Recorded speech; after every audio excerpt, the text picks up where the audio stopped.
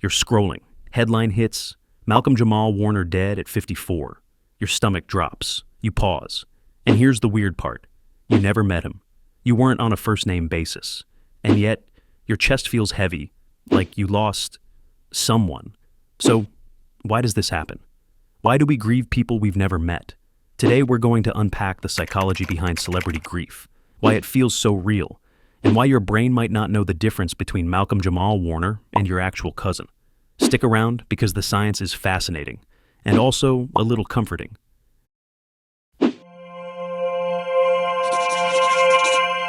The impact of Malcolm-Jamal Warner.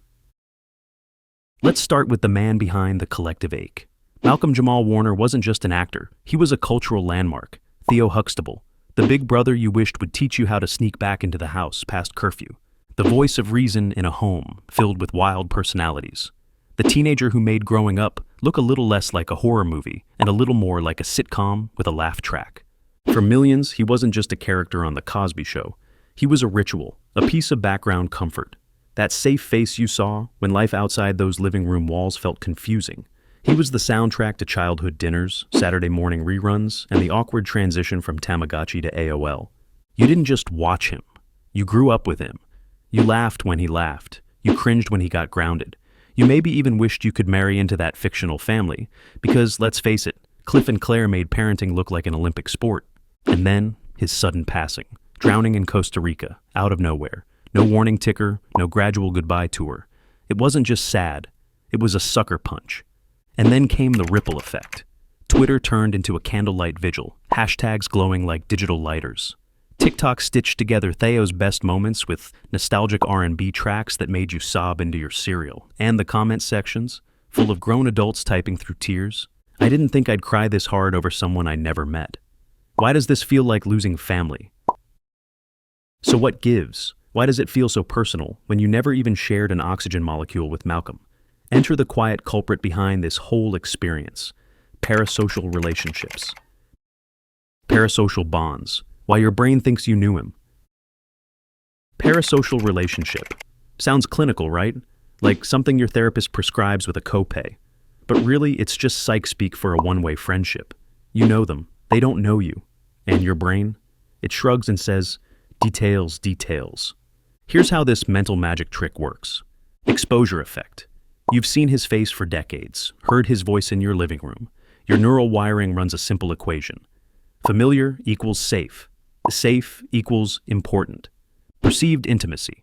The interviews, the bloopers, the talk show moments where he laughed just like your cousin laughs, that created a feeling like you'd been invited backstage. Emotional soundtrack. Theo was there for milestones. Maybe you watched him while eating Lucky Charms after school. Maybe those episodes were comfort TV during your parents' divorce. And here's the twist. Your brain does not stamp this bond as fictional. Nope. It files him under tribe member. And your survival software? Oh, it loves tribes. Back in caveman days, being in a tribe wasn't about vibes. It was life or death. Get kicked out of the group and you weren't just lonely, you were lunch for a saber-toothed tiger. So your brain evolved this hack. Attach hard. Stay close. Stay alive. And now, even when the tribe member is someone on a screen, your limbic system lights up like Times Square. So when Malcolm-Jamal Warner dies, your brain doesn't calmly whisper, "Ah, yes, parasocial acquaintance terminated." Nope. It slams the emergency button and screams, "We lost one of ours. Sound the alarms. Mobilize sadness." Here's the kicker. That sadness you feel, it's not fake. Parasocial grief isn't some made-up internet emotion. MRI scans show it lights up the same neural circuits as real grief. Translation. Your brain literally thinks you lost a friend. So when you cry watching old clips of Theo Huxtable, that's not being dramatic. That's thousands of years of evolution whispering, protect the tribe. Oh crap, the tribe is Netflix now. And hey, if this made a light bulb go off in your head, smash that like button for the algorithm gods and subscribe for more psychology deep dives. It keeps this tribe together, minus the Netflix plot twists. Why celebrity death feels like a gut punch. There are 3 big psychological reasons this grief hits so hard. 1. Losing the friend.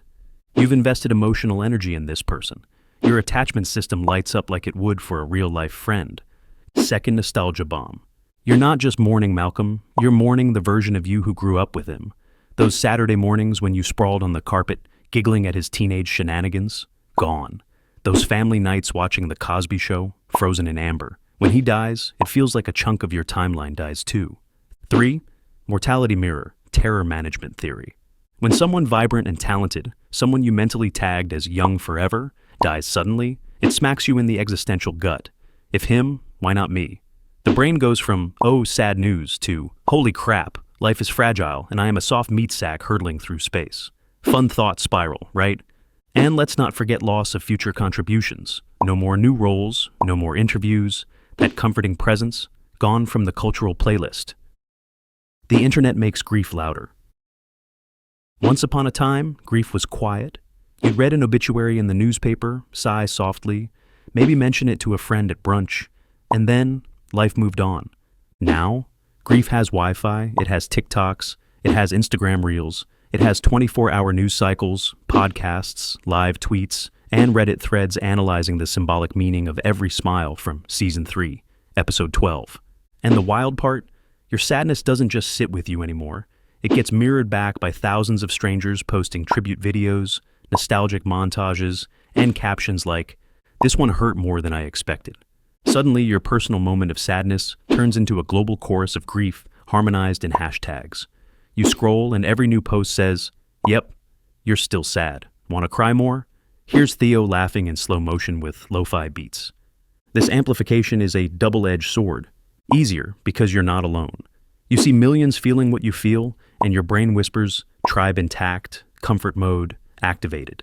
Harder because you can't escape it. There's no graceful fade out when grief goes viral. The algorithm is like a clingy friend who keeps saying, "Still sad?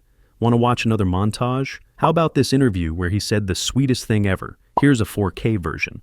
Your brain evolved for quiet morning circles. Now it's stuck in a neon grief carnival with trending audio and captions. And honestly, that can feel overwhelming, like trying to meditate while Times Square yells at you. The Dopamine-Grief Loop. Here's a strange twist your ancestors never had to deal with. Your brain is literally doom-scrolling grief for dopamine. Why? Because grief and dopamine are secret dance partners. They do this toxic little tango every time you see a tribute clip. You hit play on another Theo Huxtable montage, and your brain goes, ah, connection, familiar face, warm memory, that feels goodish. Tiny hit of dopamine. Then, bam, sadness slaps you across the face like a cold fish. So what do? You scroll more, looking for another hit. Welcome to the tragic TikTok playlist on repeat. And here's the science. Dopamine loves novelty. Each new clip feels like new information, even if it's the same hug from a different angle. Nostalgia plus social validation, double whammy. Every like, every emoji in the comments, that's another lever pulling dopamine. Grief itself creates craving, your brain wants relief, so it keeps searching for the clip that will make it feel better. Spoiler, it won't.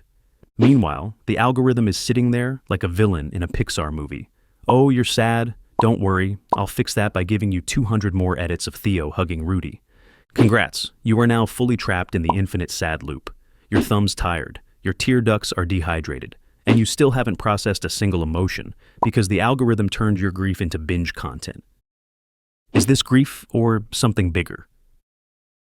Here's the question nobody asks when you're crying into your coffee over a celebrity death.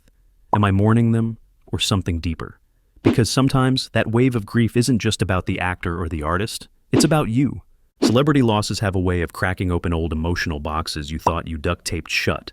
That sadness, it might carry the weight of a parent you lost years ago, a breakup you never processed, or even a younger version of yourself, the one who sat cross-legged in front of the TV, watching Theo Huxtable make you laugh when life felt safe. Psychologists have a term for this, grief stacking. Think Russian nesting dolls, but every doll is holding a tissue box. You think you're crying for Malcolm-Jamal Warner, but open it up, and surprise, there's unresolved grief from 2009 waving at you. And here's the neuroscience kicker. Your amygdala and hippocampus, the brain's emotional memory centers, love to bundle sadness together like a Spotify playlist called Tears and Memories. So, when this loss triggers old pain, it's not weird. It's your brain saying, hey, we've got some unopened emotional mail. Time to read it. So, if this hit you harder than expected, maybe it's not about being dramatic. Maybe it's about finally answering those old grief voicemails. How to cope without gaslighting yourself. So now you're here, sad, scrolling, maybe slightly confused, and you're thinking, is it weird to feel this much over someone I never met? Spoiler, nope. This isn't irrational, it's human. Your brain forms bonds, even one-sided ones, because connection equals survival. Parasocial grief is a feature, not a bug. Here's how to handle it like an emotionally intelligent boss. Step 1. Name it. Say it out loud. This is parasocial grief. My brain thinks it lost a tribe member. Naming your feelings literally calms your amygdala. It's called affect labeling, and it's science approved. Step 2. Lean in without drowning. Watch old clips. Share your favorite moments online. Let yourself feel the nostalgia. This person mattered to your story, even if they never sat at your dinner table. Step 3. Stay grounded in reality. Acknowledge, this isn't the same as losing a spouse or a parent, but it's still real.